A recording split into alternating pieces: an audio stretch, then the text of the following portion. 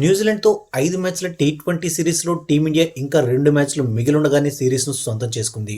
టీంలో దాదాపు అందరూ మంచి ఫామ్లో ఉన్నారు. ఇది టీమిండియాకు టీ20 వరల్డ్ కప్లో కలిసొచ్చే అంశం. అయితే ఒకే ఒక్క ప్లేస్ మాత్రం టీమిండియాకు ఆందోళన కలిగిస్తోంది. అదే ఓపెనింగ్ స్లాట్.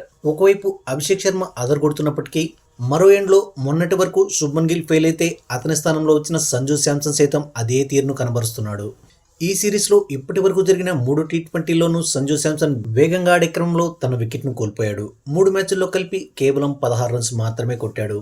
ఈ క్రమంలో సంజు శాంసన్ బ్యాటింగ్పై team India senior cricketer Ajinkya Rahane స్పందించాడు. శాంసన్కు విలువైన సలహా కూడా అందించాడు.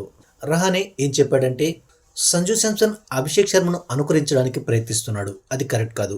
సంజులోనే ప్రత్యేకమైన టాలెంట్ ఉంది. కాబట్టి సంజు తన న్యాచురల్ గేమ్ను ఆడాలి.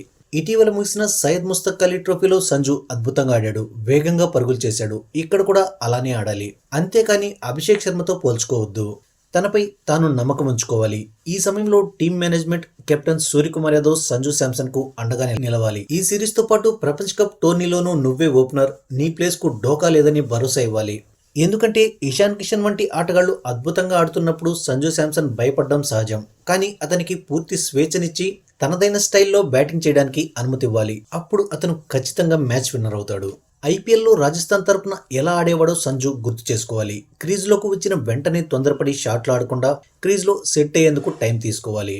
15-20 బాల్స్ ఆడి 25 to 30 రన్స్ చేసినా సరిపోతుంది. దూకుడుగా ఆడే ముందు కాస్త సమయాన్ని క్రీజ్లో గడపాలి. బౌలింగ్ను అంచనా వేయాలని రహానే సూచించాడు. ఇక ఈ సిరీస్లో ఇప్పటి వరకు 16 పరుగులు మాత్రమే చేసిన సంజు లాస్ట్ 9 ఇన్నింగ్స్లో కేవలం 104 రన్స్ మాత్రమే కొట్టాడు. అతని యావరేజ్ కూడా 11.55 మాత్రమే ఉంది. ఈ క్రమంలో నెక్స్ట్ 2 టీ20లోనైనా సంజు తిరిగి తన ఫామ్ను అందుకుంటాడేమో చూడాలి.